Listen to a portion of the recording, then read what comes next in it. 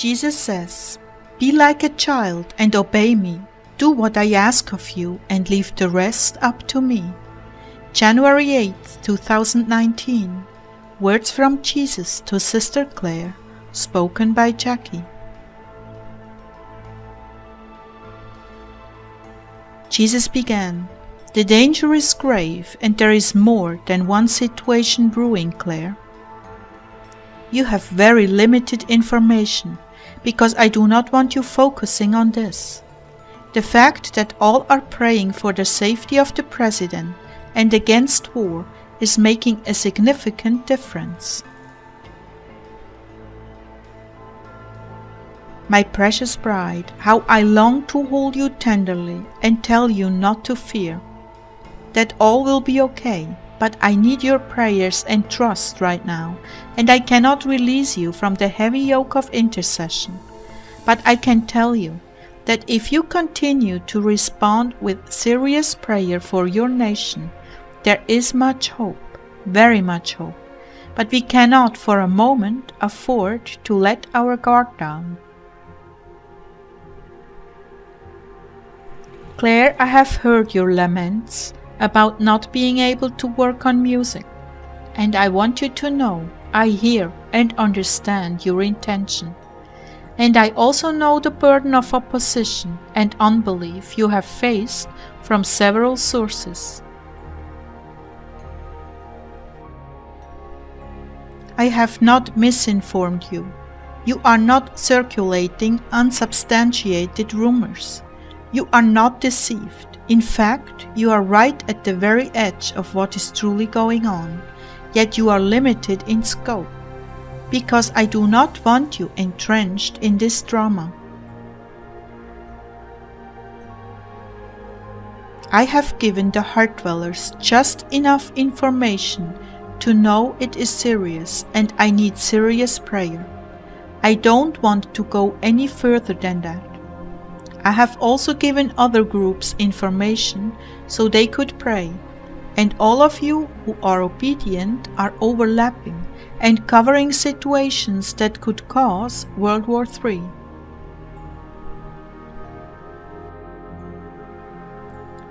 Your president is a very gutsy guy who has deliberately done what is right and provoked these world powers. He was correct in doing that. It forced to the surface things that were lurking. It called the question. Lots of talk and posturing, but let's get down to brass tacks. And now he is hated even more by those who have been corrupt and dishonest in their dealings with America.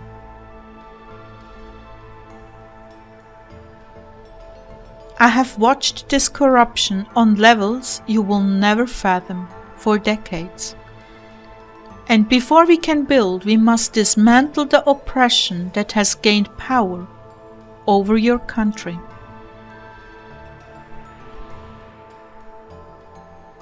This is risky, because without the prayer backup, the whole thing could come tumbling down.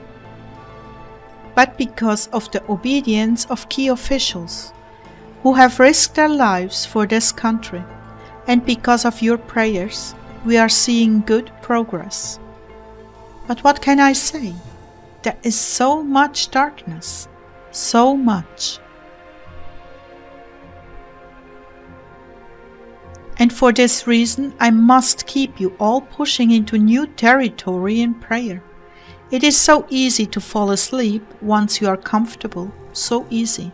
So I must continually motivate you and other heart dwellers to be acutely aware that they are in a war that could go either way at any moment. So far, prayer and obedience has thwarted the plans of the enemy, but we cannot afford to let up. We must still press in. I cannot guarantee you anything. I can only say this is possible with much prayer and vigilance. I want to say it will all work out and set back the clay feet, but certain key situations must come to pass before that is secure. People all over the world are longing for peace, and I hear their cries every day. But you all know what must come to pass in the book of Revelation, and your prayers are pushing the timetable back a year or two, because we still have many souls to touch.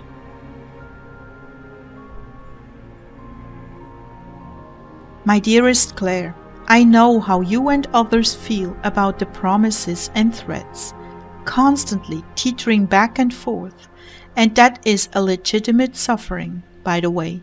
I know how discouraging this is, but I've told you, when I come, I want you to be busy about my work.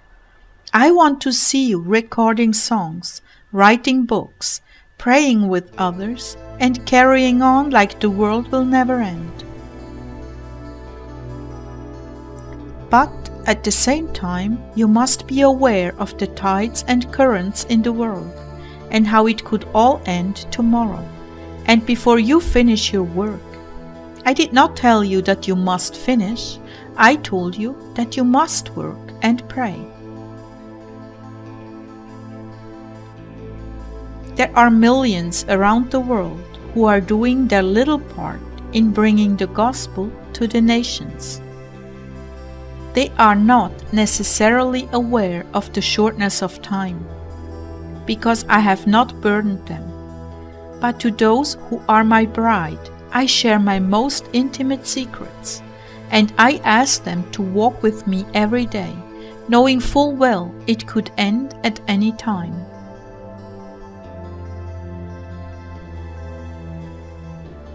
I will say it again, truly this is a suffering that is counted as a fast offering. It has merit.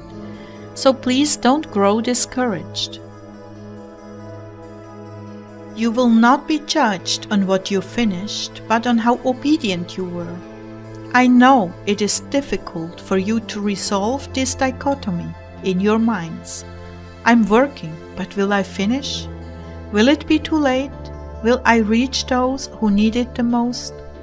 These questions burn in your mind and set themselves apart from what I've told you to do. They are in direct opposition to obedience. They are rooted in pride and human reasoning, not blind faith and trust in me. They are deliberate attempts to undermine your actions and cause you to hesitate, put off, and wobble in doing what I asked.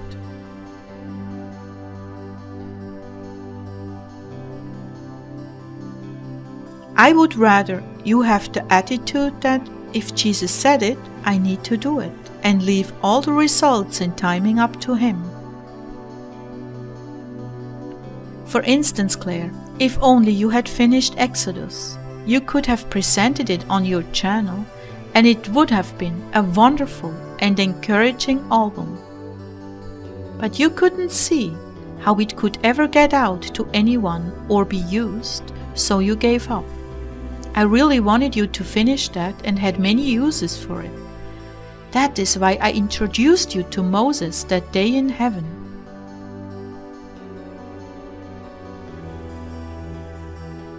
Do you want me to finish it now? I asked the Lord. Forgive me, Lord, there is such a charge around that subject. I'm not sure I can hear you clearly.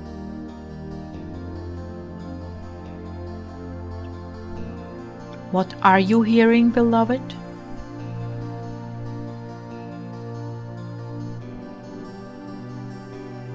I'm seeing a battle in my mind. I think you said yes, but I don't trust myself to hear correctly on something this emotional.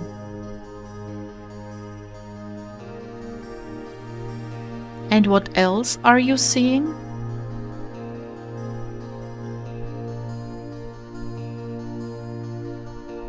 I'm feeling like a battle is going on, sharp arrows of unbelief, ideas like, oh, what good would that do?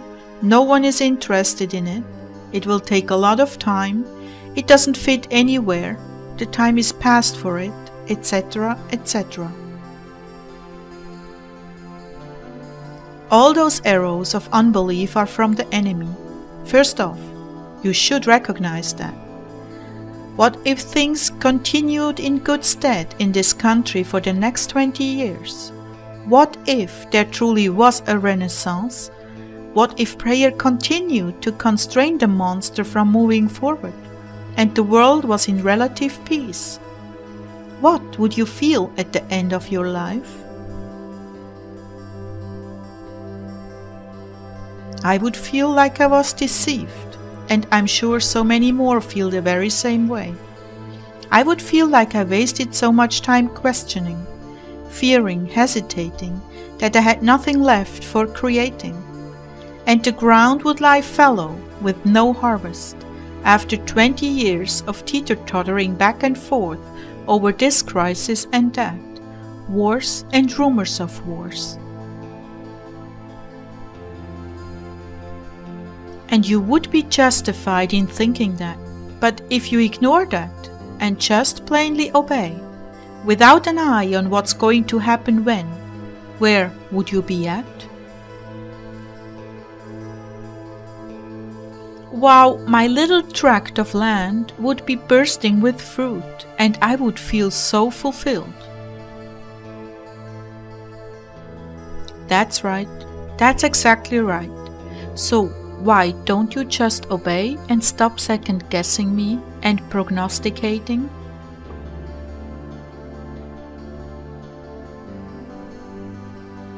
Lord, because you yourself tell me how critical things are, and that prayer is desperately needed.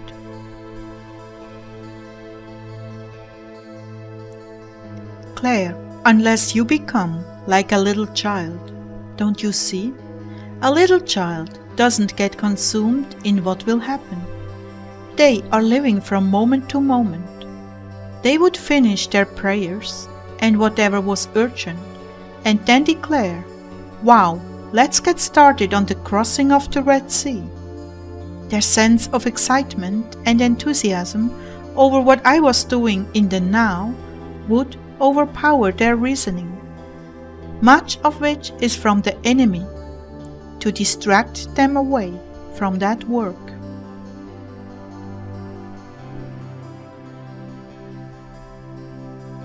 You are far too adult in your approach to your day, because you have a mountain of what-ifs hovering over you, with all kinds of distracting lies and misinformation to pull you away from the purity of your work.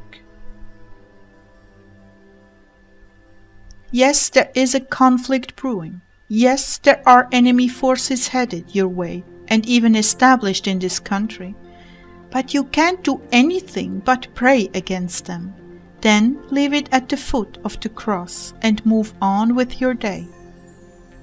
It is all these what-ifs that are causing a loss of motivation and hope and energy. Heart dwellers, I'm asking a great deal from you. I'm asking you to cooperate with me in hope. I'm asking you to obey from moment to moment without having to reason it all out or follow through in the news. Looking for confirmation, which you're not going to find because much of the information that you've been given is not public yet. I'm asking you to act on the moment. When it is time for prayer, pray. Then pray throughout the day, of course, as well. When it is time for family, enjoy family. When it is time to work, enjoy work. Do everything for my glory out of obedience and leave the consequences to me.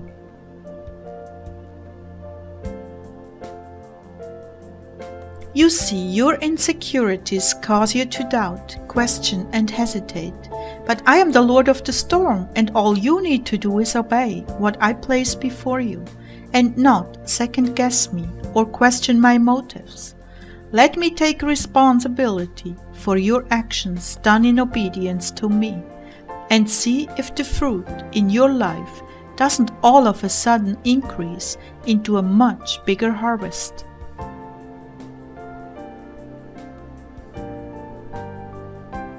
Work while you have the light with you and never grow weary of well-doing. Dwell in my presence until you are inebriated with my love and provision. Lay down all your reasoning so you can pray and work. If there is need for a change in your circumstances, or where you live or where you work, I will lead you. But until then, be content with your job and know that you are protected by me.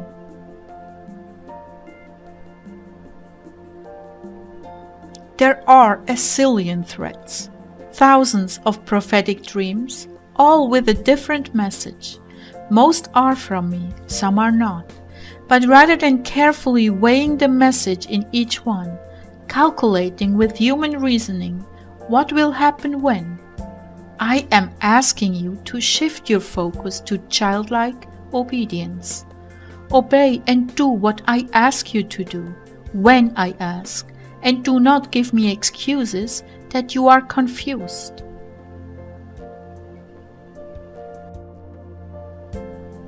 You are confused because you listen to too many different sources. Some are from me and some are not, but the ones that are from me are meant for those people in that group. The ones you hear from me are meant for you in the Heart Dwellers group. When you start mixing their messages with mine to Clare, you fall into mental disarray and confusion. Thus the enemy hamstrings you, and you do nothing but reason through all your confusions. Round and round, chasing your tail.